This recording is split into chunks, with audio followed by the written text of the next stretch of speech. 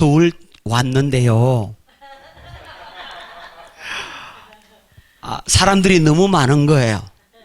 그래서 이 경상도 사람이 우와 억수로 많네 이래서요. 서울 사람이 못 알아들어서 옆에 있는 사람이 억수로 많네가 무엇입니까? 이렇게 물었어요.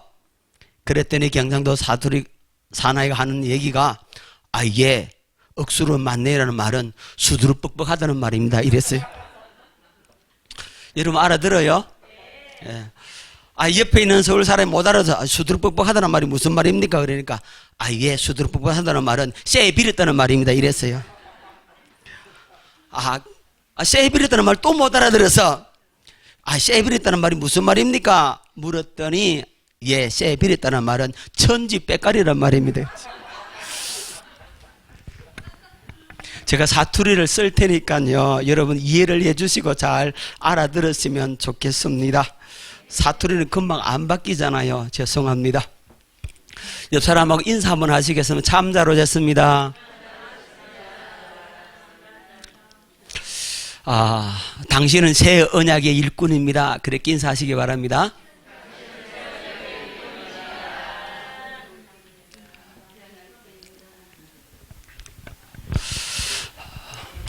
저와 여러분들은 큰 복을 받은 사람입니다. 하나님께서 저와 여러분의 만남은 결코 우연이 아니고 하나님께서 섭리하셔서 만나게 하셨습니다. 오늘 이 시간에 좋은 자세로 말씀을 받으셔서 이 말씀의 주인공이 여러분이 될 수 있기를 바랍니다. 여러분, 하나님의 말씀은 살아 있습니다. 그렇죠? 하나님 말씀은 죽은 말씀이 아니고 살아 있어요. 살아 있기 때문에 그 말씀은 활력이 있고 그 말씀은 예리하고 아주 날카로운 말씀입니다. 얼마만큼 예리하고 얼마만큼 날카롭냐 하면 좌우의 날선 어떤 검보다도 더 예리하고 더 날카롭습니다. 자, 좌우의 날선 어떤 검 그랬죠? 여러분, 검과 도의 차이점을 아십니까? 검은 뭐고 도는 뭡니까? 예? 예. 잘 아시네요. 여러분, 검, 도 똑같은 칼인데 검이라고 하는 것은 날이 양쪽으로 서 있는 것을 검이라고 하고 날이 한쪽만 서 있는 것을 도라고 합니다. 여러분, 과도, 식도 그러죠? 그럼 날이 한쪽만 있는 겁니다. 과도나 식도는 우리가 주방에서 쓰는 거죠. 검은 주방에서 쓰는 게 아닙니다. 검은 전쟁 무기입니다. 그래서 검은 이쪽으로도 별 수가 있고 저쪽으로도 별 수가 있는 겁니다. 하나님의 말씀은 좌우에 날이 선 어떤 검보다도 더 예리하다 그랬어요. 그 말씀이 우리의 영과 혼과 및 관절과 골수를 찔러 쪼개기까지 한다 그랬죠. 오늘 살아계신 말씀을 받게 된다면 여러분의 영에, 여러분의 정신의 영역에, 여러분의 육체까지 이 말씀이 파고 들어가서 여러분의 심령을 변화시키고 회복시키고 수술하는 역사가 일어납니다. 오늘 그렇게 좋은 자세로 말씀을 받아서 이 말씀이 실제가 이루어지는 역사가 있기를 예수 이름으로 축원합니다. 자, 하나님의 말씀을 뵙겠습니다. 하나님의 말씀, 줄을 당기면 열어집니다. 로마서 1장 16절로 17절 말씀, 내가 복음을 부끄러워하지 아니하노니 이 복음은 모든 믿는 자에게 구원을 주시는 하나님의 능력이 됩니다. 먼저는 유대인에게요, 그리고 헬라인에게로다. 복음에는 하나님의 의가 나타나서 믿음으로 믿음에 이르게 하나니 기록된 바 오직 의인은 믿음으로 말미암아 살리라 함과 같으니라. 여러분, 복음은 우리에게 구원을 주시는 하나님의 능력입니다. 복음 그 이상도 없고 그 이하도 없습니다. 복음이면 충분합니다. 하나님께서 우리에게 복음을 줄 때 뭔가 부족한 복음을 주지 않았어요. 하나님은 완전한 복음을 주었습니다. 완벽한 복음을 주었습니다. 충분한 복음을 주었습니다. 이 복음을 받아들이게 되면 이 복음으로 말미암아 여러분들에게 구원의 선물이 주어지게 되는 겁니다. 복음은 우리에게 구원을 주시는 하나님의 능력이 됩니다. 복음에는 하나님의 의가 나타납니다. 여러분, 하나님의 의가 반드시 나타납니다. 그럼 하나님의 의가 뭡니까? 예. 복음은 하나님의 의가 나타나는데, 이 하나님의 의라고 하는 말은 하나님의 기준을 말하는 거예요. 하나님이 보실 때 무엇을 옳다고 하느냐, 하나님이 보실 때 무엇을 기준으로 해서 너 의롭다라고 이렇게 말씀하시느냐, 그 기준이 뭐냐? 그 기준이 뭡니까? 그렇죠. 예수 그리스도입니다. 예수님이 바로 하나님의 의입니다. 그래서 예수 있으면 죄 없고, 예수 없으면 죄 있고, 예수 있으면 생명 있고, 예수 없으면 생명 없습니다. 하나님 보실 때는 뭐가 기준이라고요? 예수님이 기준입니다. 그렇죠? 예수님이 기준이란 말입니다. 예수 있으면 구원받았고 예수 없으면 구원이 없다 이 말입니다. 뭐가 기준이라고요? 예수가 기준입니다. 그러면 복음에는 하나님의 의가 나타난다 했을 때 뭐가 나타난다고요? 예수님이 나타납니다. 예수님의 능력과 권세와 예수님의 이적과 기사와 예수님의 그 사랑이, 그 은혜가 나타나게 되어 있는 겁니다. 뭘 믿음으로? 복음을 믿음으로 하나님의 의, 예수 그리스도의 영광이 나타나게 되는 겁니다. 자, 복음을 믿음으로, 그래서 우리가 이 복음을 믿음으로 말미암아 어디에 이른다고요? 구원에 이르게 되죠. 그럼 구원의 복음을 주시는 하나님은 어떤 분이신가 한번 보도록 하겠습니다. 자, 하나님은 어떤 분이신가?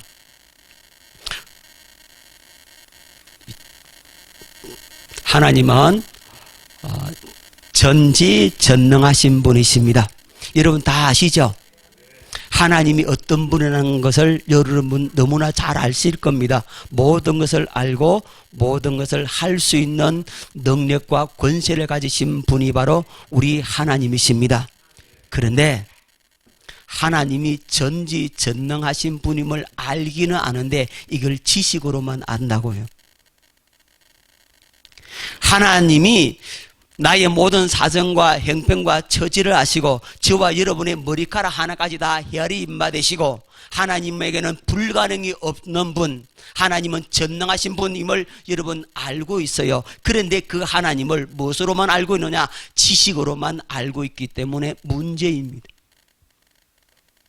하나님의 전지전능하심을 여러분들이 경험하고 처음 한다면 여러분의 신앙의 혁명이 일어납니다. 달라집니다. 하나님의 전지전능하심을 믿으십니까? 입으로는 믿는다고 그러죠. 여기에 앉아서는 믿는다고 합니다. 하지만 내 삶의 현장에 딱 들어가 보면 하나님의 전지하심, 전능하심을 안 믿어요. 하나님이 여러분을 보고 있다는 사실을, 불꽃 같은 눈으로 여러분의 마음을 감찰하시고 살피신다는 사실을 여러분들은 망각하고 살고 있습니다. 그렇지요? 안 그렇습니까? 저도 그렇던데요. 하나님의 전지하심, 내 모든 심장과 폐부를 살피시고 나의 사정과 처지를 다 아시는 그분 앞에 나는 벌거벗은 모습으로 서 있다는 사실을 기억해야 되는 거 잊어버려요. 아무도 안 보겠지 하고 죄를 짓습니다. 누가 보는 이 없제 하고 나는 행동합니다. 하나님의 전지전능하심을 인정하는 분이십니까? 아니죠? 우리 삶의 구체적 현장을 한번 잘 보십시오. 하나님의 전지하심을 여러분이 인정하고 있는지 아니면 지식적인 동의만 하고 있는지, 아 하나님은 전지전능하신 분이라 하더라 그렇게만 생각하고 있는지, 아니면 그 전지전능하신 그분이 나와 함께 계시고 나를 보시고 나의 연약함, 나의 문제를 해결할 수 있는 능력의 그분임을 여러분들이 신뢰하고 믿고 있느냐는 거죠. 하나님의 전능하심을 믿는다면 여러분들이 가만히 안 있을 겁니다. 뭐 하겠습니까? 기도하겠죠? 여러분, 사람에게는 불가능하지만 하나님은 불가능이 없는 분이에요. 하나님은 불가능이 하지 않단 말입니다. 하나님은 여러분의 불가능을 해결하시는 전능하신 분임을 믿으시기 바랍니다. 그분이 오늘도 우리와 함께 하심을 믿으시기 바랍니다. 그 하나님을 의지할 수 있기를 바랍니다. 하나님은 전지전능하신 분이십니다. 여러분의 안고 일어섬을 아신다 이 말입니다. 여러분의 마음의 속까지 다 헤아리고 계신다 이 말입니다. 그분 앞에 있는 내 이 모습 이대로 주님 앞에 내어 들을 수 있기를 바랍니다. 전지전능하심을 인정하게 된다면 여러분은 하나님 앞에 진실한 자가 되고 맙니다. 막힘이 없어요. 투명해요. 있는 그대로 하나님 앞에 내어놓습니다. 거짓말하지 아니하고 진실하게 하나님 앞에 나아갈 수가 있게 되는 겁니다. 자, 하나님 어떤 분이신가? 하나님은 무소부재하신 하나님, 다 아시죠? 하나님은 아니 계신 곳이 없으신 분입니다. 다른 말로 하면 변재하신 분이십니다. 그렇죠? 하나님은 여기도 계시고 미국에도 계시고, 그죠? 하나님은 한국과 미국을 동시에 계실 수 있는 분입니다. 여러분, 마귀 사탄은 무소부재하지 않아요. 마귀는 여기 있으면 여기 있는 마귀는 저쪽 대구에는 없다 이 말이에요. 대구에 있는 마귀가 여기는 없다 이 말이에요. 무슨 말인지 아시겠습니까? 마귀는 무소부재하지 않아요. 하지만 하나님은 무소부재하신 하나님이십니다. 아니 계신 곳이 없습니다. 여러분들이 하나님의 품을 떠나서 어디로 도망갈 수가 없어요. 여러분들이 저 새벽 날개를 치며 바다 끝에 거할지라도 하나님이 곧 거기서도 계신다 이 말입니다. 여러분, 저 땅 밑으로 내려간다 할지도 하나님은 거기 계신다 이 말입니다. 하나님의 얼굴, 하나님의 낯을 피하여 도망할 자 없단 말입니다. 하나님은 어떤 하나님? 무소부재하신 하나님. 하나님은 변재하신 분이시란 말입니다. 여러분, 요즘 우리나라가 IT 강국인 거 아시죠?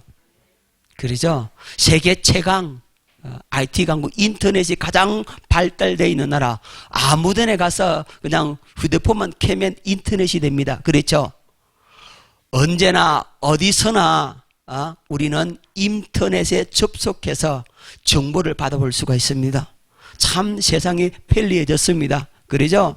제가 오늘 지하철 타고 왔는데 지하철에 전부 사람들이 뭐합니까? 다 그걸 보고 휴대폰 보고 인터넷에 접속해서 정보를 받고 게임을 하고 그렇게 하고 있어요.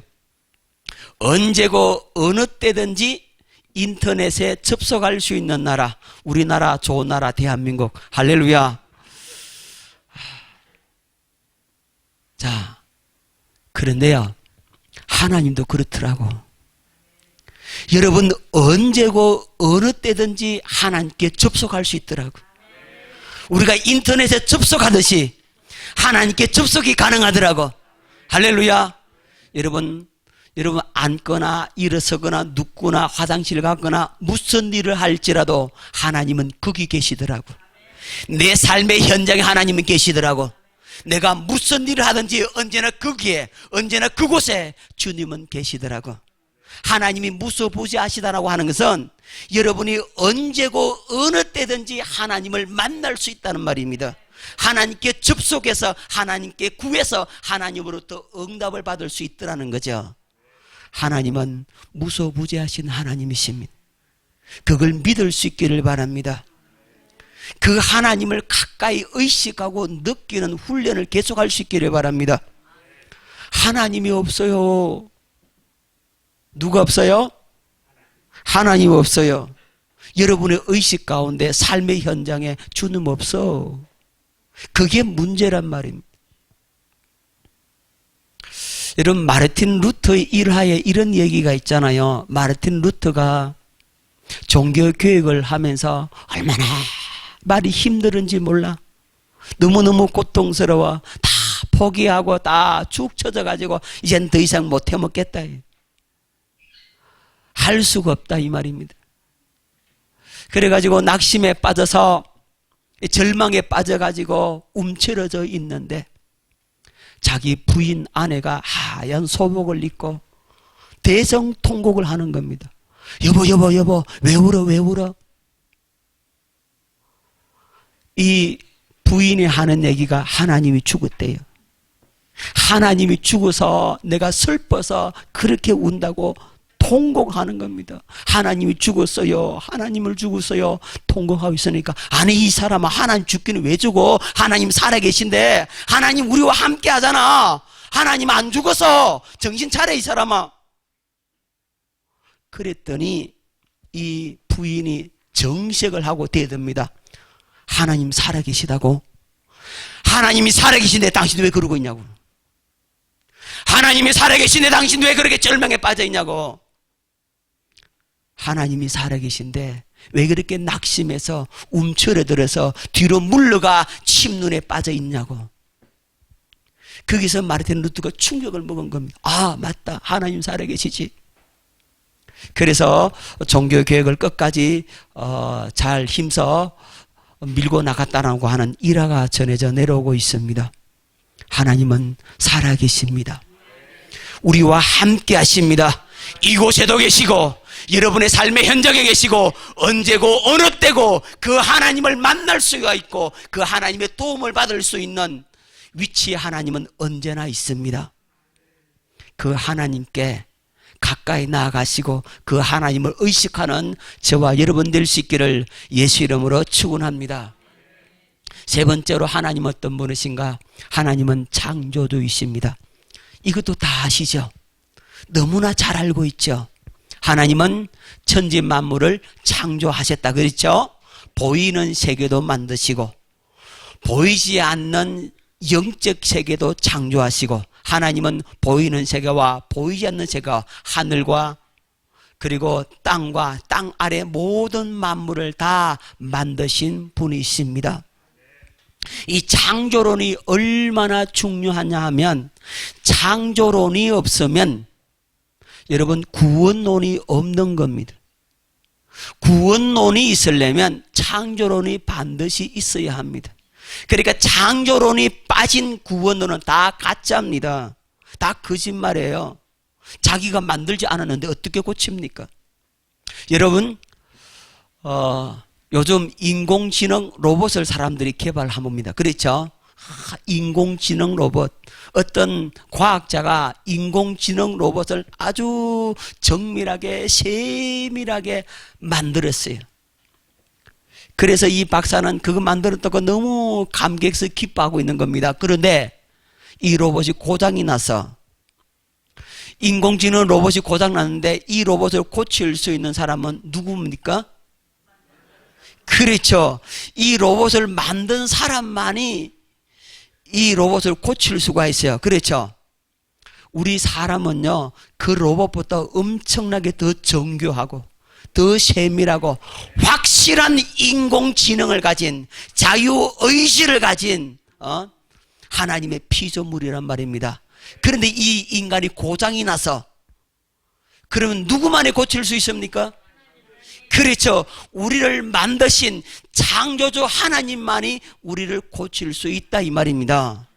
그래서 하나님은 창조주 하나님, 이 하나님을 믿는 것이 그렇게 중요한 겁니다. 태초에 하나님이 천지를 창조하시니라 이 말씀을 믿을 수 있다면 성경 전체가 믿어지게 되는 겁니다. 자, 하나님 어떤 분이신가? 하나님은 영원하신 분이십니다. 하나님은 어제나 오늘이라 영원토록 동일하시고 하나님은 변덕들지 않고 하나님은 변함이 없어진 분이십니다. 하나님 어떤 분이라고요? 영원하신 분이십니다. 여러분 이 영원의 차원과 이 시간의 차원을 잘 이해를 해야 돼요. 여러분 시간은 이 시간을 무진장 이렇게 느린다고 해서 영원이 됩니까? 영원히 안 됩니다. 시간을 계속 느린다고 해서 영원이 되는 게 아니에요. 시간과 영원은 차원이 다른 개념입니다. 하나님께서 영원에 대해서 이렇게 말씀하셨죠. 하루가 1000년 같고 1000년이 하루 같다 그랬어요.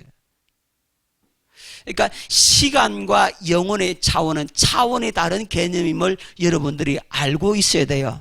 하나님은 영혼의 차원에 계시는 분입니다. 그럼 영혼은 뭐냐면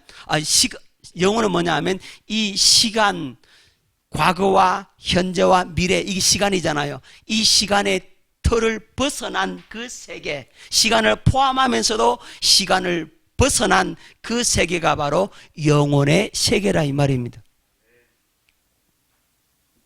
예수님께서 바리새인들에게 이렇게 말씀하셨어요. 아브라함은 나의 때 볼 것을 보고 즐거워했다. 이렇게 말하니까 바리새인들이 뭐라고 말씀합니까? 네가 아직 50도 못 됐는데 아브라함을 아느냐? 예수님 뭐라 그러죠? 아브라함이 나기 전부터 내가 이미 있느니라 이러죠. 우리 주님은 영혼의 차원에 계신 분이란 말입니다. 아브라함의 하나님, 이삭의 하나님, 야곱의 하나님. 하나님은 죽은 자의 하나님이 아니고 산 자의 하나님. 하나님에게는 모든 사람들이 다 살아있다 그랬죠.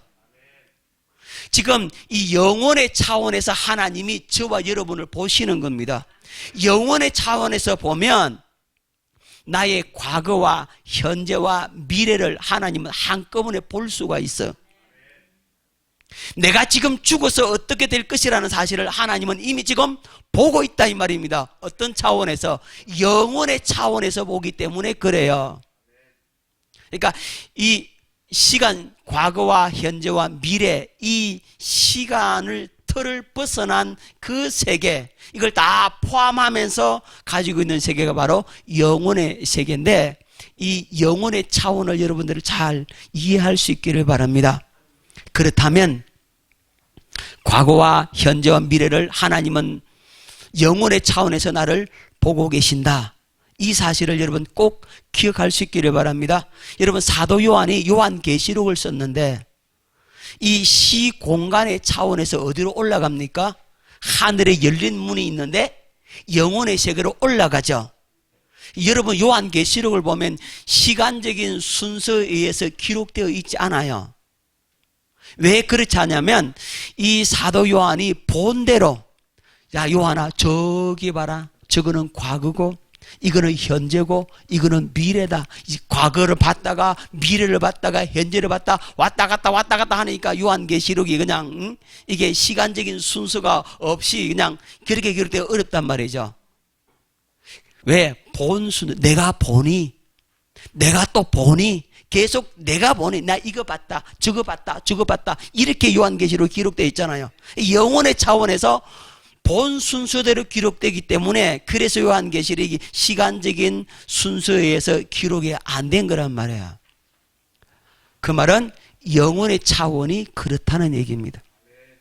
자, 하나님은 어제나 오늘이나 영원토록 동일하시고 변함이 없으신 분, 언제나 한결같이 여러분들에게 은혜 베풀어 주시는 분이십니다.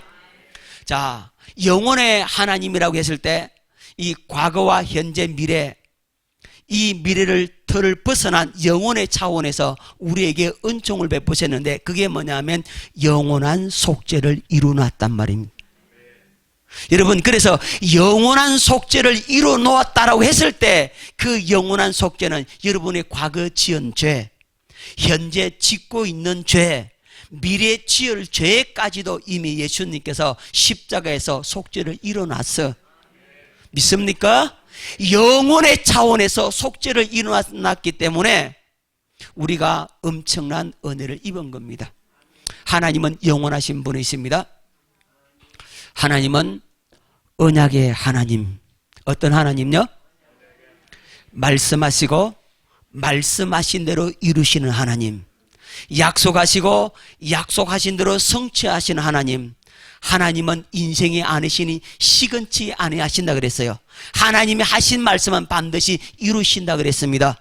자, 하나님이 어떤 하나님이냐면 전지전능하시고 무소부재하시고 창조주이시고 영원하신 이분이 바로 언약의 하나님이시란 말입니다. 언약의 하나님의 뒷배경이 뭐냐면 하나님의 전지전능하심, 하나님의 무소부재하심, 하나님의 창조주이시고 영원하신 그분이 바로 언약의 하나님의 배경이 되는 겁니다. 언약의 하나님이 되려면 반드시 전지전능해야 되고 무소부재해야 되고 창조주 있어야 하고 영원하신 하나님 있어야 합니다. 만약에 이것 중에 하나라도 빠지면 언약의 하나님이 될 수가 없어요. 하나님은 어떤 하나님? 언약의 하나님이십니다. 할렐루야. 둘씩 딱 찍고 하나님은 언약의 하나님이십니다. 시작.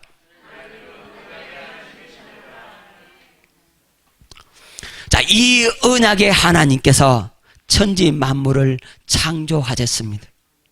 그리고 우리 인간에게 특별한 은혜인 자유의지를 주시고 하나님의 형상의 모양대로, 여러분 하나님의 형상이라고 하는 것은 한마디로 말하면, 쉽게 말하면 우리가 예수님 닮았다 이 얘기입니다. 누구 닮았다고요?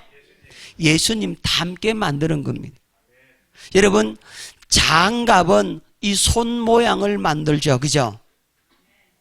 장갑을 만들려면 손가락 모양으로 해서 장갑을 만듭니다. 그럼 장갑은 왜 이 손 모양을 하죠? 손을 집어넣으려고. 그렇죠? 그러면 우리를 하나님의 형상의 모양대로 예수님 닮게 만든 이유가 뭐겠습니까? 예수 생명을 집어넣으려고. 할렐루야. 하나님의 생명을 우리 속에 집어넣으려고, 그래서 하나님의 형상의 모양대로 만드신 겁니다. 우리는 하나님의 형상은 아니에요. 하나님의 형상의 모양대로 만들었지. 다시 말하면 예수님 닮게 만들었다 이 말입니다. 우리는 예수님처럼 살면 되는 거예요. 그래서 하나님을 토기장이라고 그러고 우리는 진흙이라고 그래요. 그리고 예수님은 모델이라고 합니다. 토기장이신 하나님이 이 진흙을 가지고 빚어서 만드시는데 뭘 보고 만드느냐? 모델 보고 만들어. 모델. 그 모델이 누구죠? 그렇죠. 우리를 예수님처럼 만드신다고. 자, 그렇다면 우리의 최종의 목표는 누구 보면 알 수 있죠? 그렇죠. 예수님 보면 우리는 알 수 있다 이 말입니다. 우리를 예수님처럼 만들어 간다고. 우리는 누구 닮으면 된다고요? 예수님 닮으면 됩니다. 그래서 말에나 일에나 누구 이름으로 하라? 예수 이름으로 하라. 하나님께서 우리를 처음에 만들 때, 오늘 하나님이 경륜하셨잖아요. 하나님의 경륜에서 하나님이 원래 우리를 만드실 때 하나님의 형상의 모양대로 그렇게 만들어 놨다고. 우리에게 뭘 주려고? 예수 생명, 하나님의 생명을 줘서 영생을 얻게 하시려고 이미 처음부터 그렇게 만드셨어요. 그리고 영적인 존재로, 어떤 존재요? 예, 흙으로 사람을 빚어 만드시고 하나님께서 생기를 불어 넣으시니 사람이 생명이 된지라. 이 말은 영적인 존재로 만드셨다는 겁니다. 영적인 존재라고 하는 것은 하나님과 교통하며 살 수 있는 존재, 하나님의 품을 떠나면 살 수 없는 존재입니다. 하나님과 영적인 교제를 나눌 수 있는 존재를 가리켜서 영적인 존재라 이렇게 말하는 겁니다. 그래서 우리가 하나님과 교제를 나눌 수가 있게 되는 겁니다. 하나님과의 관계가 끊어진 것을 가리켜서 영적으로 죽었다, 영적 사망 이렇게 얘기하는 겁니다. 자, 그리고 이 세상 임금으로 이 땅을 정복하라, 다스리라. 이 세상의 왕으로 우리 인간을 만드셨습니다. 처음에 아담을 만들 때 하나님께서 세상의 왕으로 아담을 만들었어요. 그래서 아담이 모든 동물들에게 뭘 주죠? 이름을 주죠. 여러분, 제가 강아지를 한 마리 사가와서 그러면 이 강아지에다가 내가 강아지 이름을 지어서, 제가 전에 진돗개를 사가지고 온 적이 있는데 그 진돗개를 진구라고 이름을 지어서, 진구야. 내가 왜 강아지를 진구라고 부를 수 있죠? 그렇죠. 강아지의 주인이라 이 말입니다. 나는 강아지의 주인, 강아지는 나의 소유라 이 말이죠. 강아지는 누구 거라고요? 내 거라는 거죠. 하나님께서 천지 만물을 만드실 때 아담에게 네가 다 동물들의 이름 지어줘라. 그러면 모든 것들은 다 누구 거다? 네가 왕이다. 네가 만물의 영장이다. 네가 왕으로. 그렇게 하나님께서 우리 인간을 만드셨단 말입니다. 자, 인간이 이 세상의 왕으로, 이 세상의 임금으로 만들어졌는데 이 왕자를 언제 내주느냐 하면, 여러분, 선악과를 따 먹음으로 말미암아 그 왕자를 내어주게 되는 거죠. 여러분, 예수님께서 시험 받으실 때 세 가지 시험 받으셨죠? 마지막 세 번째 시험이 뭐였습니까? 사탄이 천하만국의 영광을 다 보여주면서 나한테 절 한번 하면 이거 다 넣어줄게. 이것은 내게 넘겨준 것이므로 내가 원하는 자에게 준다 그랬죠. 누가복음에 그렇게 말씀하고 있죠. 내게 넘겨줬다. 천하만국의 영광을 넘겨받았다. 언제 넘겨받았습니까? 그렇죠. 아담을 타락시키고 아담에게서 주었던 그 왕위를 자기가 넘겨받은 겁니다. 그러니까 처음에 하나님께서 우리 인간을 만드실 때는 이 세상을 정복하고 다스릴 수 있는 왕으로 만드셨습니다. 그런데 문제가 발생합니다. 우리 인간이 하나님의 품을 떠납니다. 누구 말을 들어요? 그렇죠. 마귀의 말을 들음으로써 하나님과 언약을 깨버려. 뭘 따먹으러 언약을 깨죠? 그렇죠. 선악을 알게 하는 실과를 따먹음으로 말미암아 하나님과 언약을 깨버려요. 하나님과 언약을 깨버리니까 영적인 죽음이 찾아와서 하나님의 품을 떠나게 돼요. 그래서 타락하여 뭐가 됩니까? 죄인이 되죠. 자, 부모의 품을 떠난 고아가 바르게 살겠습니까? 비참하게 살죠. 부모의 품을 떠난 고아는 너무너무 비참하게, 남자들은 조직 폭력배가 되거나 여자들은 창녀가 되거나, 대부분 다 그런 건 아니지만 그렇게 흘러갑니다. 자, 하나님의 품을 떠난 인간, 하나님과 언약을 깨버리고 하나님의 품을 떠난 인간은 어떻게 되겠습니까? 죄의 종이 되죠. 마귀의 종이 되죠. 그래서 저주받고 가난하고 병들고 상처받고 고통 속에 살게 되는 겁니다. 여러분 지금 고통 속에 있습니까? 저주 가운데 있습니까? 문제 가운데 있습니까? 왜 그렇습니까? 그렇죠. 하나님의 품을 떠났어요. 누가 주인이냐면 자기가 주인이야. 여러분, 자기가 주인 되면 망하는 겁니다. 여러분, 저도 목회 생활하면서 얼마나 힘든 세월을 보냈는지 모릅니다. 정말로 한치 앞도 볼 수 없는 그런 상황 속에 들어간 적이 있어요. 제가요, 안 해본 것 없이 다 해봤어요. 밑바닥부터, 목사이면서도 밑바닥부터 새로 해야 됐어요. 그런 힘든 세월을 보냈습니다. 왜 보냈냐 하면 그 이유가 내가 주인이라서 그 세월을 보낸 겁니다. 나는 내 잘한다고 목회 해보려고 했거든요. 내가 한번 열심히 해보겠다는 거죠. 은사가 나타나고 이적과 기사가 나타나고 사람들을 보면요, 저 사람 어떻게 치료하면 되겠다, 이게 내가 써가 있었어. 그러면 그렇게 사면 그대로 돼버려요. 그러니까 그것 가지고 한번 잘해보겠다, 그것 가지고 개척해서 성공해보겠다, 이렇게 생각한 거예요. 그런데요, 하나님은요, 그걸 내려놔라는 거예요. 내가 주인이라니까요.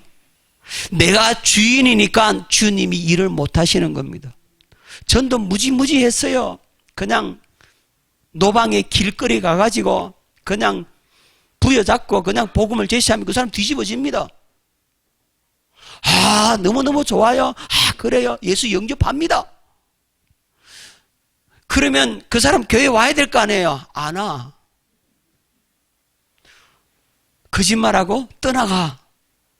길거리 가는 사람 붙들고 붙잡아가지고 아줌마 거기 서! 똑 서더라고. 그래 놓고 가서 복음을 전합니다. 걷지도 잘 못하는데 기도하고 병이 나아요. 그 집에 신방도 했어요. 그럼 그 사람 교회 와야 될 거 아니에요. 안 와. 아무리 애쓰고 힘쓰고 노력하고 나타나는 은사를 갖고 해보려고 해도 안 되는 거예요. 왜 안 되죠? 그렇죠. 내가 주인이라서. 내가 주인이니까 안 되더라고요.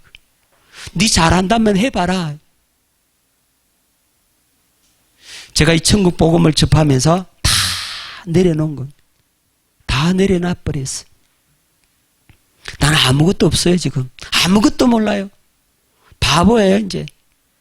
주님이 하시면 됩니다, 이제. 할렐루야. 그것만 있어요. 제가 다 내려놨다고 생각했는데, 어느 날 주님께서 가르쳐 주는 겁니다. 너 아직 덜 내려놓은 거 있다. 아니요, 주님. 내 목숨까지 다 내려놨는데요. 내 자녀도요, 아내도요, 다 버렸는데요. 나 아무것도 없는데요. 아니야, 너 한 가지 있어. 주님 뭡니까? 너 목회 내려놔. 충격을 먹었어요. 주님, 그러네요. 아직도 내가 목회하려고 하고 있네요. 얼마나 회개하고 하나님 목회 다 내어드립니다. 주님 받으세요. 나 이제 못합니다. 그랬는데 그날 설교를 해야 돼. 설교를 못하겠는 거예요. 이제 목회 내려놨으니까 어떻게 설교하겠습니까? 설교 못하겠는 거예요. 설교를 못하겠어요. 주님 나 못합니다. 설교 못합니다. 목회 내려놓은 놈이 뭐 하겠습니까? 그래 이제 내가 할게. 할렐루야. 주님이 하신대. 주님이 하신다고. 그리고는 이제는 끝났구나. 이제는 이제 내 가진 것 없다. 이제 다 내려놨으니까 주님이 하시겠지. 라고 생각했는데 어느 날 주님께서 한 사건을 일으키게 하셔서 나를 보게 하십니다. 또 한 가지 남았다는 거예요. 뭡니까? 네 가정, 네 아내를 네가 집착하고 있지 않느냐.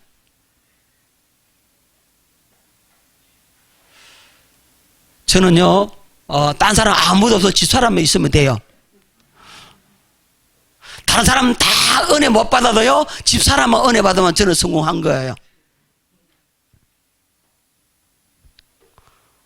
다 너 틀렸다 그래도 집사람만 너 옳다 그러면 저는 살아요. 그 정도로 누구한테 집착하고 있어요? 아내한테 집착하고 있더라고요. 그거 내려놨어요. 또 뭐가 있는지 모르겠지만 지금 제가 알고 있는 건 이제 다 내려놨어요. 누가 주인이라고요? 주님이 주인이야.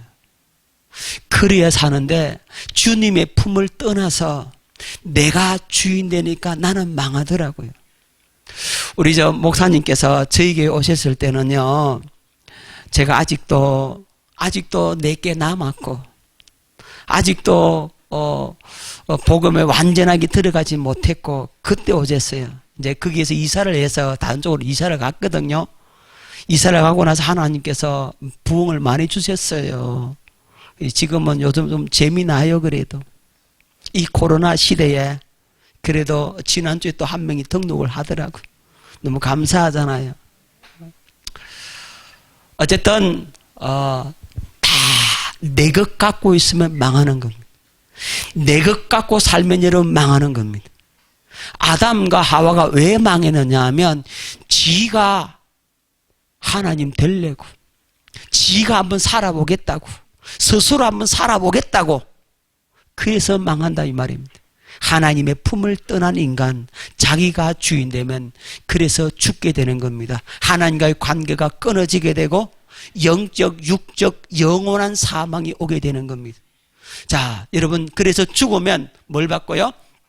심판을 받죠. 한 번 죽는 것은 사람에게 정하신 것이요, 그 후에는 심판이 있다 그랬어요. 심판 이후에 어디에 떨어집니까?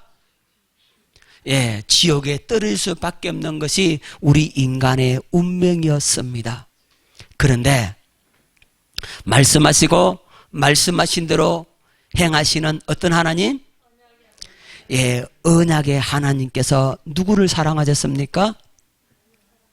죄인 되었던 나를 사랑하셨습니다. 하나님이 저와 여러분들을 얼마나 사랑하시는지 모릅니다. 자, 로마서 5장 8절. 죄송합니다. 잘 안 돼가지고.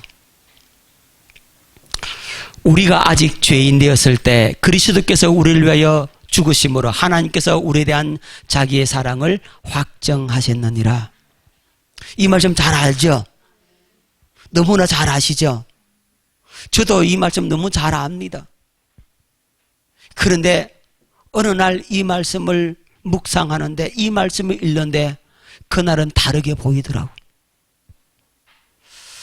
보통 이 말씀을 때 우리가 아직 죄인 됐을 때 예수님께서 우리를 위하여 십자가에 못 박혀 죽으심으로 하나님께서 나를 사랑하셨구나, 십자가에 죽기까지 나를 사랑하셨다, 이렇게 정도만 이해를 하고 있었어요. 그런데 그날은 달랐어요. 어떻게 이 말씀이 보이냐면, 우리가 아직 죄인 되었을 때, 그런데 여기 딱 꼽히는 거예요. 이걸 하나님께서 깨닫게 해주는, 우리가 아직 죄인 되었을 때, 맞네. 하나님이 나를 사랑하셨는데 언제 사랑했냐? 하나님이 나를 사랑하셨는데 내가 기도 많이 하고 열심히 울부짖을 때 하나님 나를 사랑한 게 아니더라고. 내가 나가서 복음을 전하고 열심히 전도하고 막 충성되고 헌신할 때 하나님 나를 사랑하는 게 아니더라고. 하나님 나를 언제 사랑했느냐? 내가 아직 죄인 되었을 때. 그러네, 내가 죄인 되었을 때 하나님 나를 사랑하셨네. 은혜가 되는 겁니다. 나는 넘어진 것밖에 없고, 나는 엎어진 것밖에 없고, 나는 실수한 것밖에 없고, 나는 죄 짓는 것밖에 없고, 나는 허물밖에 없는데 하나님은 죄인 된 나를 사랑하셨다.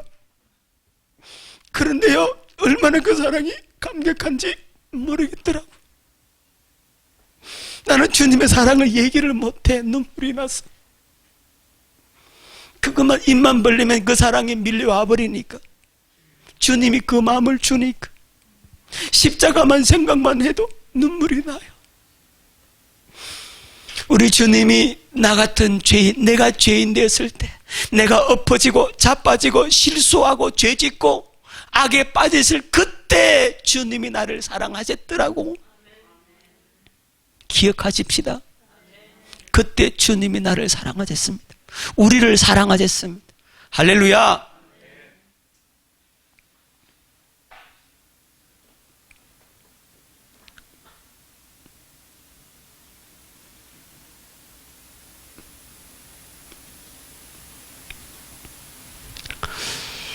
자, 여러분, 아무리 악한 불효 자식이라도 어머니는 자식을 사랑하죠. 자식을 너무너무 사랑합니다. 자기 자식을 사랑하지 않는 부모는 세상에 없을 겁니다. 그렇죠? 마찬가지로 우리가 하나님의 품을 떠나서 아무리 죄인처럼 망나니처럼 산다 할지라도 사랑이신 하나님, 언약의 그 하나님은 우리를 사랑하시더라고요. 그리고 우리 인간에게 뭘 약속하셨습니까? 영생을 약속하셨습니다. 자, 디도서 1장 2절, 영생의 소망을 인함이라.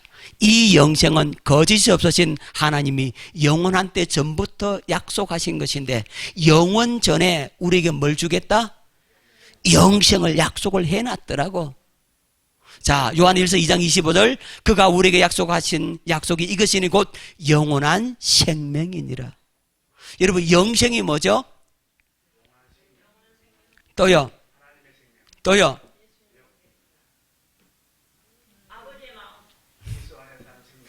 예, 맞습니다. 한마디로 임마누엘입니다. 하나님 우리와 함께 하신다. 여러분, 영생은 하나님의 생명이고, 그죠? 영원한 생명이고 임마누엘이라고 정의를 내리시면 좋을 것 같아요. 우리 주님께서 그걸 말씀하셨습니다. 여러분 이렇게 이야기하면 돼요. 여러분 잘 이해하십시오. 우리 예수님께서 우리에게 이렇게 말씀하는 거예요. 야들아 야들아, 너희들 나의 생명으로 거듭 태어나서 나와 결혼해서 아버지 집에 영원히 함께 살자. 응? 그게 뭐라고? 아시겠습니까? 예수님께서 우리에게 그렇게 프로포즈 한 거란 말입니다. 너희들 나의 생명으로 거듭 태어나서 나와 결혼해서 나와 함께 우리 아버지 집에서 영원토록 함께 살자. 함께 사는 게, 영원토록 함께 사는 게 임마누엘이잖아요. 그렇게 살자. 그게 영생이란 말이에요. 그걸 약속을 하신 겁니다. 누구에게? 어떤 나에게? 죄 짓고 있는 나에게, 방탕하게 사는 나에게, 마귀의 종으로 살던 나에게 주님은 찾아오셔서 그걸 내가 너에게 영생을 주마. 너 내 생명으로 거듭 태어나서 나와 함께 아버지 집에서 영원히 함께 살게 해주겠다. 이 약속을 너 믿으라. 이렇게 하시는 거예요. 그 약속을 받아들이고 그 약속을 믿는 자에게 어떻게 된다고요? 에베소 3장 6절, 이는 이방인들이 복음으로 말미암아 그리스도 예수 안에서 함께 후사가 되고 함께 지체가 되고 함께 약속에 참여하는 자가 됩니다. 우리가 복음을 믿음으로 이 하나님의 약속, 영생을 주시겠다고 하는 이 약속에 참여하게 되는 겁니다. 그걸 약속을 하셨어요. 할렐루야.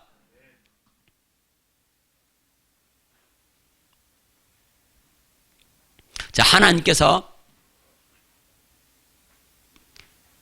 이 약속을 이루어 주시기 위해서 새 언약의 중보자이신 예수 그리스도를 이 땅에 보내주시는 겁니다.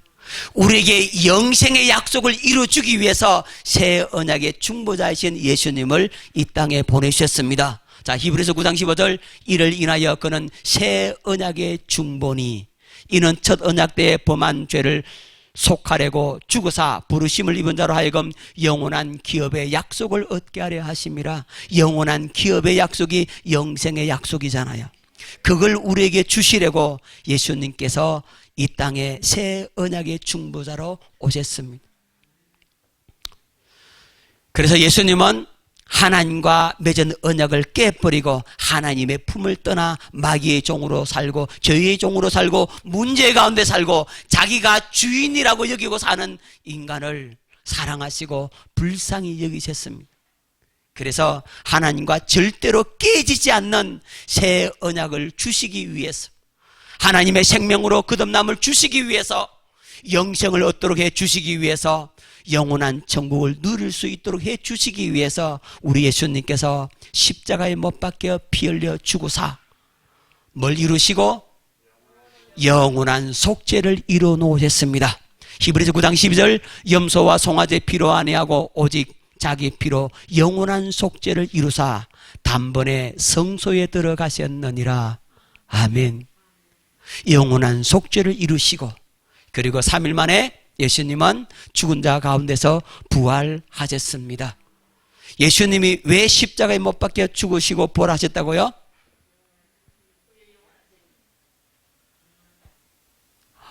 주여, 앞에 해서가 있는데도 모르면 나는 어떡합니까? 영원히 깨지지 않는 새 언약을 맺게 해주시려고, 새 생명으로 거듭남을 주시기 위해, 영생을 얻도록 천국을 누릴 수 있도록 해주시기 위해 예수님께서 십자가에 못 박혀 피 흘려 죽으사 영원한 속죄를 이루어 놓으셨습니다. 자, 하나님과 우리 인간 사이에 뭐가 막혔냐면 이 죄가 막혀 있었습니다. 우리는요, 하나님 만나면 끝나잖아요.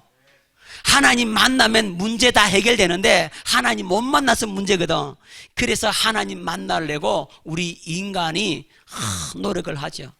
선행으로, 철학으로, 다른 종교로 하나님 앞에 다 나가지만 이 죄가 장벽이 되어서 하나님께 나아갈 수가 없고, 하나님께서 우리를 만나 주시려고, 우리에게 다가오시려고, 사랑하는 아들아 딸아 이렇게 우리에게 다가오시는 겁니다.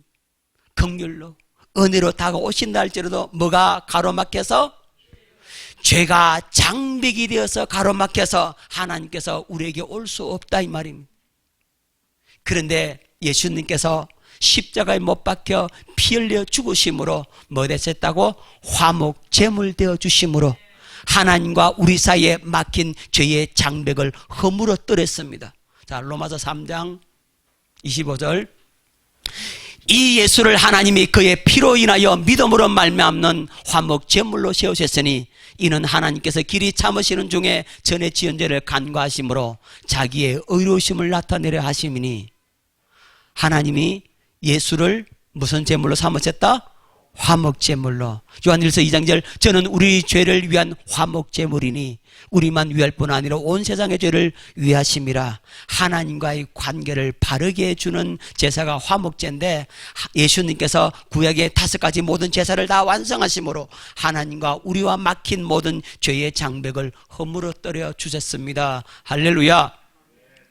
그리고 하나님과 우리가 뭘 맺을 수 있도록? 새 언약을 맺을 수 있도록 우리 주님께서 십자가에서 다 이루어 놓으셨습니다. 한번 옆 사람하고 기억합시다. 예수님이 다 이루어 놓으셨습니다.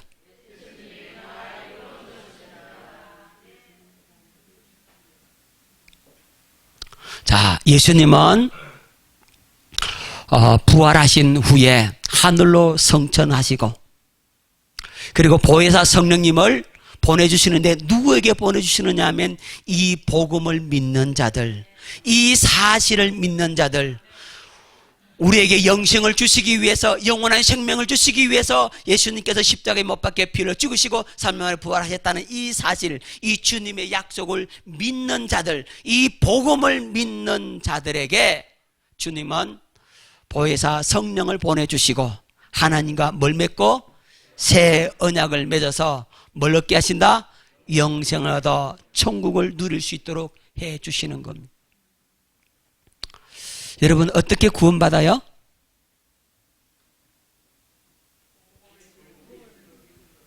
예, 복음을 믿음으로. 그렇죠. 그럼 복음을 믿는다는 게 뭡니까?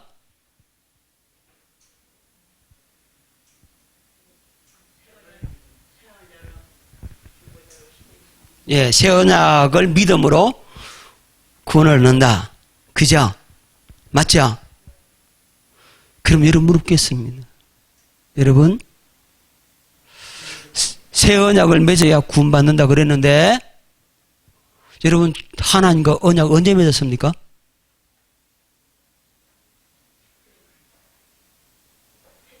여러분, 여기서 새 언약, 복음, 새 언약 맨날 그 소리만 듣잖아요. 그 말씀 듣잖아요. 그러면 여러분들은 언제 하나님과 언약 맺었습니까?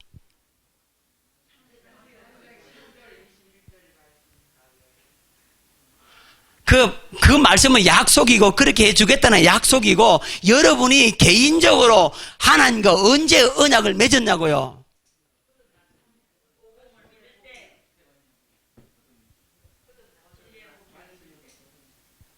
그 복음을 믿는다는 게 주님과 언약을 맺는 거잖아요.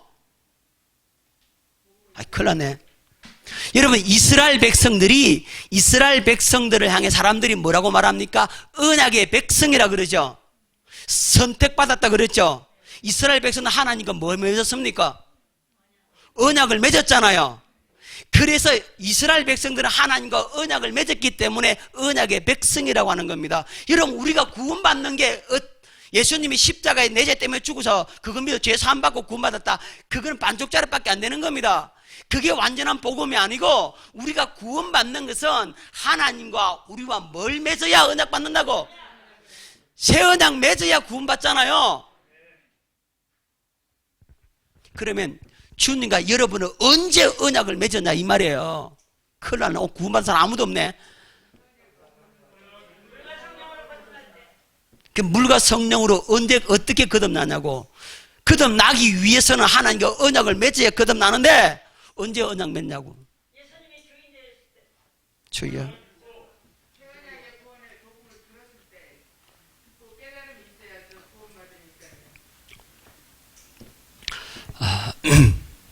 여러분 기억하십시다.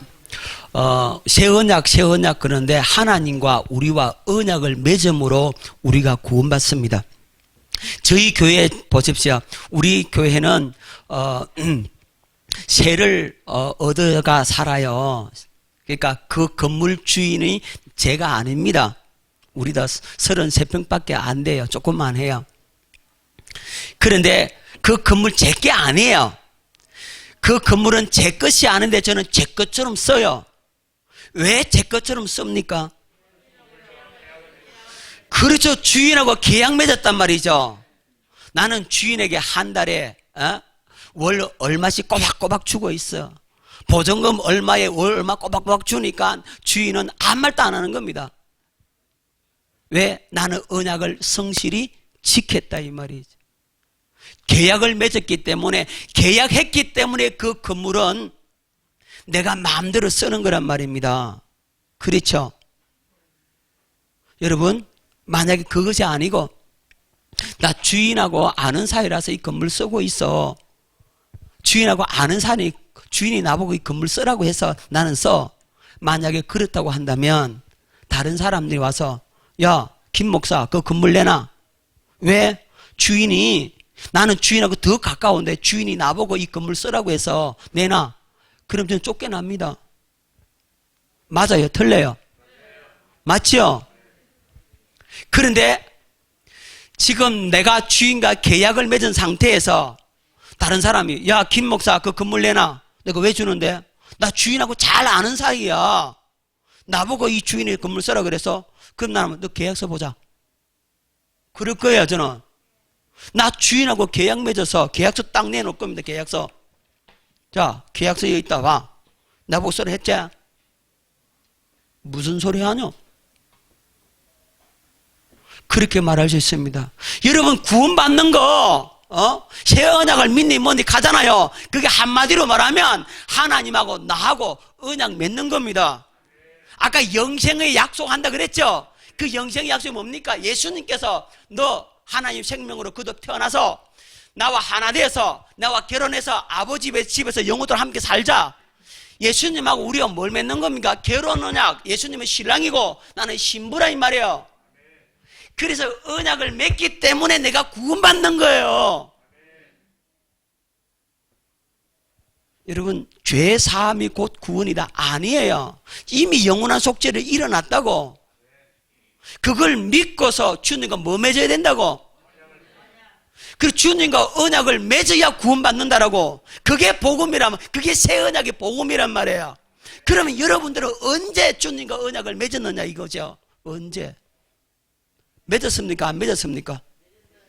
언제 맺었습니까? 내놔보세요. 이제 그걸 말씀드릴게요. 이제 궁금하게 해놔갖고 이제 말씀드릴게요. 여러분, 하나님과 언제 새 언약을 맺느냐 하면 그 새 언약식이 뭐냐 하면 여러분, 물세례가 언약식이에요. 뭐라고요? 물세례가 언약식이란 말이에요. 믿습니까? 여러분, 먼저 하나님과 새 언약을 맺으려면 먼저 복음을 믿는 겁니다. 다시 말하면 약속을 믿는 겁니다. 무슨 약속을 믿어요? 예, 그 새 언약 영생을 주시겠다. 예수님과 나와 하나 되어서 영원토록 아버지와 함께 살게 해주겠다는 그 약속. 그 약속을 받아들이는 거죠. 믿음이라는 게 딴 게 있는 게 쉽게 생각해. 쉽게. 믿음은 어려운 게 아니라 믿는다 그러니까 믿음은요 받아들이는 거예요. 예수님이 주께 예 주세요 아멘 하고 받아버리세요. 그게 믿음이라니까. 믿음은 어려운 게 아니에요. 자, 그렇게 믿음 약속을 받아들이란 말입니다. 그 예수 그리스도를 나의 주인으로 나의 구주로 영접을 할 수 있기를 바랍니다. 이제 내가 주인 아니고 주님이 주인입니다. 주님이 나의 머리이십니다. 나의 왕이십니다. 나의 신랑이 있습니다. 그 주님을 마음으로 영접해 드리는 겁니다. 그리고 물세례 받는 겁니다. 이 물세례는 하나님과 나와 맺는 새 언약식이란 말이에요. 여러분, 물세례 다 받았죠? 알고 받았던 모르고 받았던 간에 그 물세례는 주님과 나와 맺는 언약식이다. 난 주님의 제자가 된다 이 말이에요. 난 주님을 따르겠습니다라고 받는 게 그게 물세례잖아요. 다른 말로 언약식이고 다른 말은 제자 되는 거다고. 자, 요한복음 4장 1절로 2절 말씀 듣겠습니다. 예수께서 제자를 삼고 세례를 베푸는 것이 요한보다 많다는 말을 바리새인이 들은 줄을 주께서 아신지라. 예수께서 친히 세례를 베푸신 것이 아니요 제자들이 베푼 것이라. 예수님의 제자들이 물 세례를 베풀어서 왜 베풉니까? 당신은 예수님의 제자입니다. 예수님을 따르겠습니다. 예수님과 우리와의 관계를 제자라고 말하기도 하지만 친구라고 말하기도 하고 신부라고도 하잖아요. 여러분, 신랑과 신부가 혼인 서약을 해서 계약을 맺죠. 그래서 되는 거죠. 마찬가지입니다. 예수님의 제자가 된다는 말이나 예수님과 연합하여 하나가 되어서 결혼한다. 나는 신부고 예수님이 신랑이고 그렇게 하나 된다는 의미가 바로 이 물세례의 의미가 있는 겁니다. 자, 그래서 예수님께서 마태복음 28장 19절 20절에 예수님께서 하늘로 승천하시면서 제자들에게 말씀하셨죠. 그러므로 너희는 가서 모든 민족을 제자로 삼아 아버지와 아들과 성령 이름으로 세례를 베풀고 내가 너에게 분만 모든 것을 가르쳐 지키게 하라. 볼지어다 내가 세상 끝날까지 너희와 항상 함께 있으리라 하시니라. 예수님께서 그래서 말씀한 겁니다. 너희들 언약 맺게 해라. 나와 언약 맺게 해라. 무슨 언약? 새 언약. 절대로 깨지지 않는 새 언약을 맺게 해라. 옛 언약은 깨지고 실패한 언약이잖아요. 그래서 새 언약을 절대로 깨지지 않는 새 언약을 맺을 수 있도록, 그래서 구원받을 수 있도록 해라. 주님께서 마지막으로 명령하신 겁니다. 그리고 사도행전 2장 38절에 베드로 가로되 너희가 회개하여 각각 예수 그리스도 이름으로 세례를 받고, 뭘 받고? 그래서 세례 받으라. 세례는 예수님과 나와 맺는 언약식입니다. 확실히 깨달으시기를 바랍니다. 그리고 죄 사함 받으면 뭘 받는다? 성령을 선물로 받는다.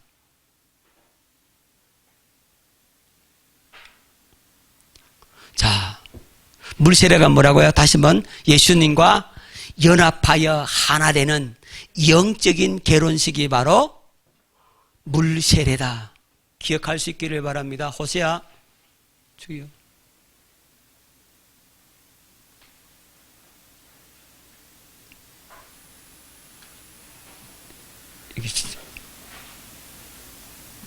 이게 잘 안 움직이네.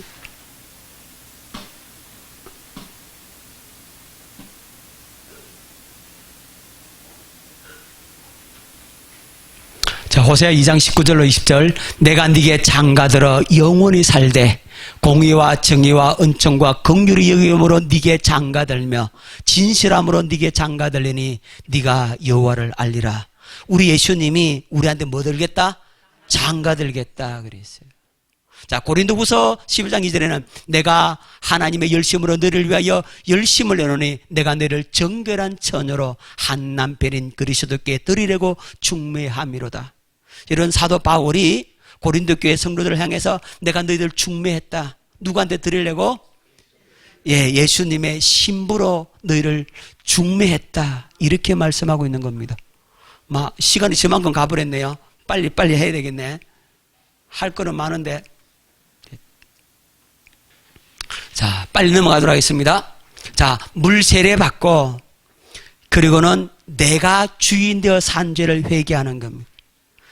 내 마음대로 살았던 죄를 회개하는 겁니다. 내가 주인 됐던 죄를 온전히 회개하고 예수님을 누구 마음에? 내 마음에 영접하고 이제는 주님이 나의 주인으로 살겠습니다. 주님이 나의 머리이십니다. 나의 왕이십니다. 내 것으로 살지 않겠습니다. 이제 주 뜻대로 살겠습니다라고 서약하고 뭘 받아요? 물세례 받죠. 이런 물세례가 그런 겁니다. 물세례는 물속에 내가 푹 잠기죠. 사실 침례를 받아야 제대로 의미를 알 수 있는데, 물속에 잠길 때 내가 주인 되어 살고 내 마음대로 살고 내 뜻대로 살고 내 것 가지고 살던 내 옛사람 이 자아를 물에 빠져 죽어버리고 물속에 죽었다. 이제 물에서 나올 때 이제는 하나님의 생명으로 새 사람으로 살겠습니다 라고 서약하잖아요. 그게 바로 뭐라고요? 물세례란 말이에요. 자, 그래서 물세례 받고 주대로 살겠습니다 하면 하나님께서 보혜사 성령을 우리 마음에 보내주시는 겁니다. 누구 마음에? 예, 내 마음에 보혜사 성령을 보내주심으로 말미암아서 우리가 성령의 세례를 받게 되는 겁니다. 그러므로 말미암아 뭐가 체결된다? 언약이 체결되는 겁니다. 아시겠죠? 이제 언약이 어떻게 체결되는지. 자, 좀 더 봅니다. 자, 물 세례는 여러분 언약을 혼자 맺어요? 둘이 맺어요? 언약을 혼자 맺을 수가 없죠. 언약은 언제나 쌍방이 맺는 겁니다. 그럼 나도 하나님 앞에 그 언약서에 도장을 꽝 찍어야 되잖아요. 그렇죠? 언약서에 사인해야 되죠. 내가 언약서에 사인하는 게 뭐냐면 이게 물세례예요. 내가 언약서에 찍는 도장이 바로 뭐라고요? 물세례. 자, 베드로전서 3장 21절. 자, 공동번역으로 봅니다. 그것은 오늘날 여러분에게 구원을 가져다 주는 세례를 미리 보여준 것입니다. 세례는 몸에서 더러운 때를 벗기는 것이 아니라 깨끗한 양심으로 살겠다고 하나님께 서약하는 것이며, 깨끗한 양심으로 살겠다고 뭐 한다고? 서약, 약속한다. 여러분 물세례 받을 때 약속했죠? 이제 나로 살지 않겠습니다. 주님을 머리로 살겠습니다. 주님을 주인으로 살겠습니다. 그렇게 서약한단 말이죠. 결혼식 할 때도 서약하잖아요. 그죠? 자, 현대어 성경으로 이렇게 되어 있죠. 이것은 오늘날 우리가 받는 세례와 깊은 연관이 있습니다. 우리가 세례를 받는 것은 그리스도의 부활을 통하여 우리가 죽음과 멸망을 운명에서 구원받았다는 것을 의미하기 때문입니다. 다시 말해서 세례는 단순히 우리 몸을 물로 깨끗하게 씻는다는 의미가 아니라 우리가 하나님께로 돌아와 죄에서 깨끗해지기를 하나님께 간구하고 그렇게 살기를 약속드리는 겁니다. 약속하는 거예요. 내가 도장을 찍었다 이 말이죠. 내가 언약서에 도장 찍습니다 라고 하고 도장을 찍는 게 뭐라고요? 그게 물세례. 자, 그럼 성령 세례는 뭐겠습니까? 그렇죠. 아, 눈치가 빠르시네. 감사합니다. 크게 칭찬합니다. 자, 하나님이 언약서에 찍어주는 도장이 바로 성령 세례입니다. 자, 잘 보십시오. 내 생각, 내 마음으로 이제 살지 않겠습니다 이랬단 말이죠. 나는 죽었고 주님의 생명과 마음으로 살겠습니다 그랬단 말입니다. 그것이 실제가 되는 사건, 그것이 이루어지는 사건이 바로 성령 세례란 말입니다. 여러분들이 나는 물 세례 받으면 죽었어요, 나로 이제 안 살겠습니다 해도 안 삽니까? 아니잖아요. 여전히 내가 살아있고 여전히 나로 살잖아요. 그렇죠? 그런데 성령 세례는 그것을 인쳐주는 겁니다. 실제적으로 내가 죽었고 실제적으로 나는 없고 실제로 주님이 머리가 되시고 주님이 왕 되어서 주님으로 살게 되어지게 만들어버리는 게 그게 바로 성령 세례. 고린도후서 1장 22절 봅니다. 저가 또한 우리에게 인치시고 보증으로 성령을 우리 마음에 주셨느니라. 성령께서 도장을 꽉 찍어주는 겁니다. 너 내 거다. 네 것으로 이제는 못 산다. 너는 나로 말미암아 살아야 돼.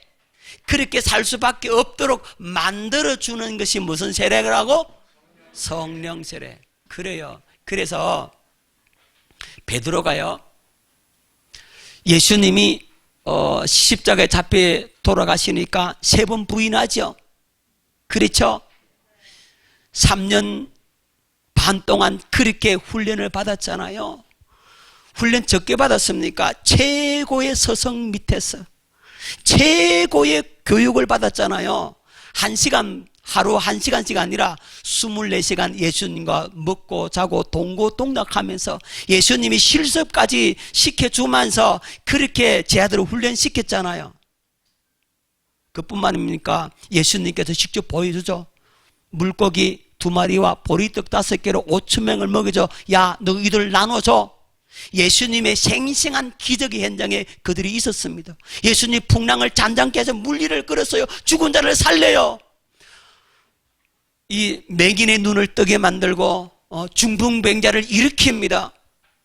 죽은 나사로 4일이나 됐는데 무덤에서 끄집어내서 살립니다. 수많은 이적과 기사, 또 예수님께서 산상보훈으로 아주 금문 같은 말씀으로 잘 가르쳐주면 너희는 기도를 이렇게 하라고 주기도로 가르쳐주고, 예수님께서 제 아들에게 3년 6개월 동안 최고의 서성되어서 24시간 동고동락하면서 그들을 가르쳤습니다. 그러면 좀 돼야 될 거 아니냐고.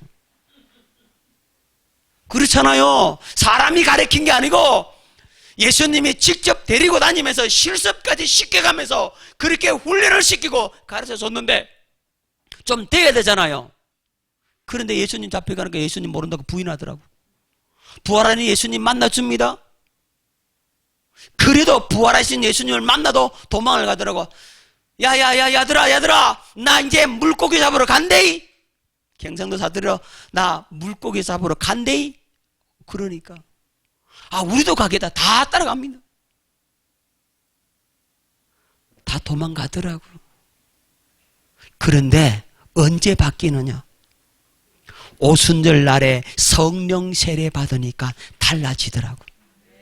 오순절 날에 성령이 임하니까 바람같이 불같이 그 앉은 모든 사람들이 각 사람 머리에 성령이 부으시는 겁니다. 성령 세례 받게 되니까 그들이 두려워서 벌벌 떨고 있었는데 문을 박차고 나가서 복음을 전하는 겁니다. 그 무섭했던 제사장들, 대제사장들, 바리새인들, 서기관들 앞에서 담대하게 복음을 전합니다. 예수님은 메시아다, 그리스도다, 죽은 자 가운데 다시 살아났다, 우리가 정인이다.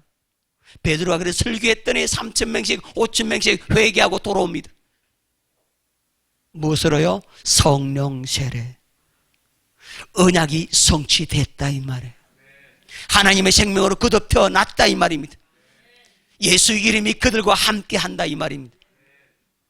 성령 세례로 도장을 꽉 찍어버렸다. 성령 세례로 완전히 새 사람으로 거듭 태어났습니다.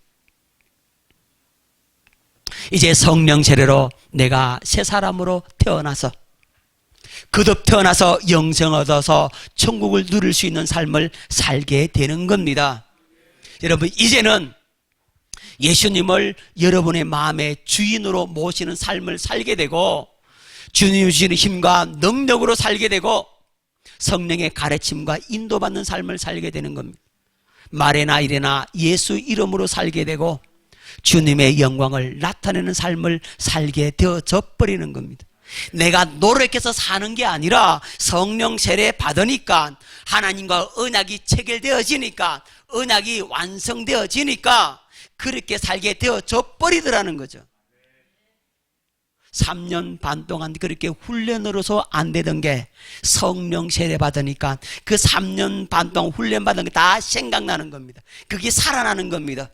그것이 실제가 되어지는 겁니다. 그리고는 나가서 담대히 복음을 전하기 시작하는 겁니다. 이렇게 사는 것이 가장 행복하고 기쁨이 넘치는 삶입니다. 할렐루야. 언약이 성취되면 행복합니다. 여러분 행복하십니까? 행복해야 됩니다. 아니 행복 안 하고 싶어도 행복해져 버립니다. 주님의 약속이 실제가 되어 우리 속에 막 이루어집니다. 우리 새삼교회 성도들은요 얼마나 바뀌는지 몰라요. 제가 바뀐다 해서 바뀐 것이 증명되는 게 아니라 그 남편이 목사님 우리 집사람 너무 많이 바뀌었어요. 남편이 바뀌었다는 거 진짜거든. 그렇잖아요. 그죠? 자식이 목사님 우리 엄마 너무 많이 바뀌었어요. 이런 역사들이 막 일어나고 삶이 달라지고 바뀌어지는 역사가 일어납니다. 얼마나 감사한지 모르겠어요. 이 천국 복음을 믿음으로 복음이 실제가 되어지는 그 역사가 나타나기 시작합니다. 자, 이렇게 살았더니 우리 주님께서 다시 오실 때 뭘 준다고요? 예, 상 주시는 겁니다. 자, 요한계시록 22장 12절 보라 내가 속히 오리니 내가 줄 상이 내게 있어 각 사람에게 그가 행한 대로 갚아주리라. 행한 대로 갚아줍니다. 할렐루야. 이 땅에 사는 삶은 바로 우리 영혼의 때를 살기 위한 하나의 준비 과정임을 믿으시기 바랍니다. 잠깐 사는 거예요. 잠시 후면 가야 돼요. 하지만 기회는 이 땅에 살 동안이 기회입니다. 자, 하늘이 상 주시는데 어떤 상이냐면 하늘나라의 기업을 우리에게 물려주시고 두 번째는 잘했다 착한 종이라고 칭찬해 주시고 세 번째는 황금 멜류관을 씌워주시는 겁니다. 이 하늘나라의 기업을 다 받아 누리시고 천국의 그 영생의 복락을 누리시는 저와 여러분 될 수 있기를 예수 이름으로 축원합니다. 기도하겠습니다. 좋으신 아버지 하나님, 은혜를 감사를 드립니다. 하나님, 우리를 불쌍히 여겨 주옵소서. 오늘 복음을 깨달아 알게 하시니 감사합니다. 이 복음을 확실히 믿고 복음이 실제가 되어서 이 천국을 누리는 우리의 모습 되기를 원합니다. 진실로 주님과 새 언약을 맺고 진실로 성령의 세례를 저들에게 베풀어 주시고 언약이 온전히 성취를 누리고 경험하고 체험하는 저들이 다 될 수 있도록 은혜를 베풀어 주옵소서. 감사를 드리며 예수 그리스도 이름으로 기도드리옵나이다. 아멘. 감사합니다.